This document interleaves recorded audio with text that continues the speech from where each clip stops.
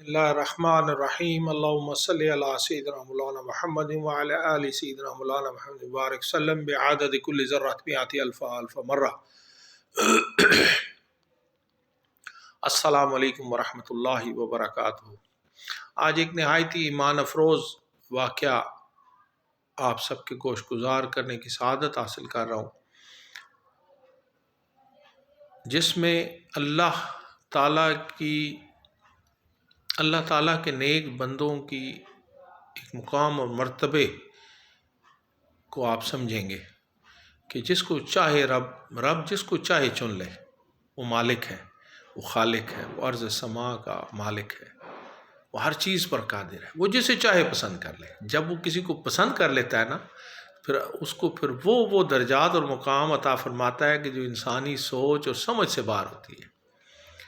ایک اللہ کے بہت بڑے بزرگ ولی گزرے ہیں، حضرت بشر حافی رحمۃ اللہ علیہ۔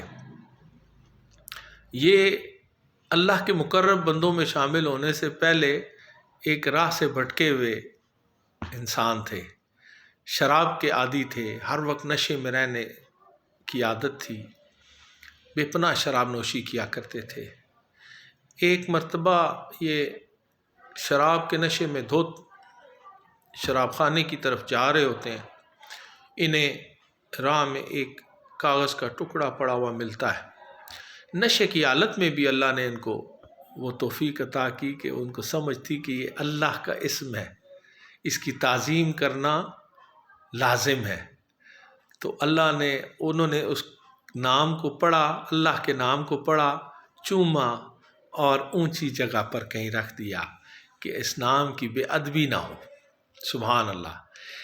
یہ ادا ان کی اللہ کو اس قدر پسند آ گئی کہ اللہ نے انہیں اپنے مقرب بندوں میں شامل کر لیا، اور اپنے یہ رکھا انہوں نے، اور شراب خانے میں داخل ہو گئے۔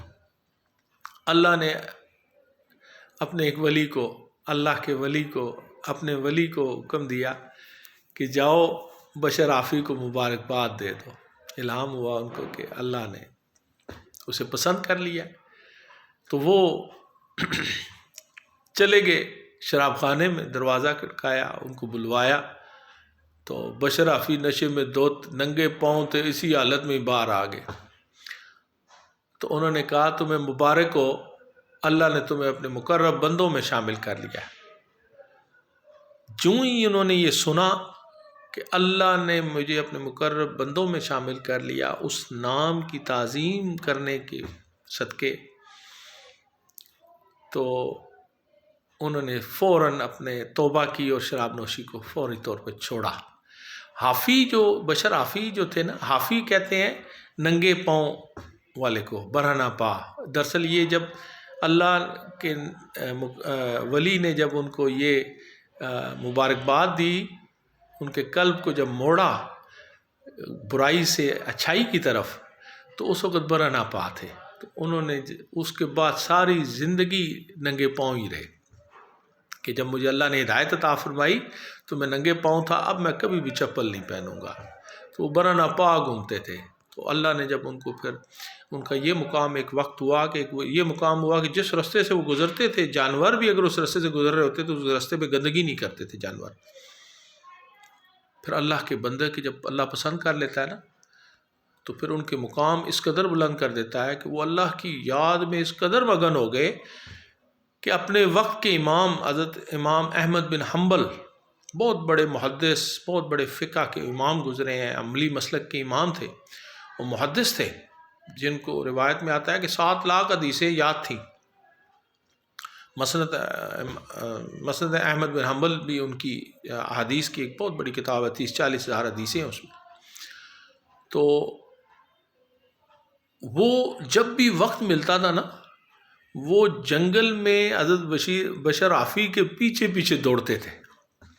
لوگوں نے جب دیکھا ان کو اس طرح بشر حافی کے پیچھے دوڑتے ہوئے، کہا کہ تم کیا کرتے ہو، اتنے بڑے عالم ہیں آپ، اور آپ ایک عام آدمی کے پیچھے، مجذوب کے پیچھے بھاگتے پھرتے ہیں، یہ کیا ماجرا ہے؟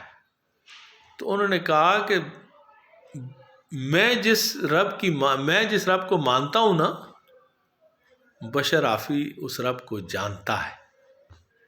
सुबहान अल्लाह, सुबहान अल्लाह। रब को मानना और है और रब को जानना और है। जो रब को जान लेते हैं ना, वो अल्लाह के मुकर्रब हो जाते हैं। फिर मेरा पाक रब उनको उस बुलंदियों पर ले जाता है, अपने मुकर्रबीन में शामिल कर देता है कि वो अपने रब की याद से हटना ही नहीं पसंद करते। फिर उनकी दुनिया उनके लिए बेमानी हो जाती है। अल्लाह के वलियों की कदर करें, नेक लोगों की सोबत इख्तियार करें। बाशरा शरीयत का इल्म रखने वाले अल्लाह के जो वली हैं, जो अल्लाह की याद में मगन रहने वाले लोग हैं, उनकी इत्बा में रहें, उनकी महफिल में बैठें, ताकि जब अल्लाह का वली अल्लाह का ज़िक्र करता है तो अल्लाह की रहमतों का नुज़ूल होता है। तो वहाँ पर जब आप भी मौजूद होंगे तो अल्लाह की रहमतें आप पर भी बरसेंगी। तो अल्लाह ताला हमें दीन इस्लाम की समझ अता फ़रमाए और हमें वो अमाल नसीब फ़रमाए जो उसे पसंद है, और अपने मुकर्रब लोगों की सोबत इख्तियार करने की तौफ़ीक अता फ़रमा दे। हो सकता है हमारे भी रब हमारे भी दिलों को बदल दे और हम भी अल्लाह ताला के हुज़ूर जब हाज़िर हों तो हमसे राज़ी हो।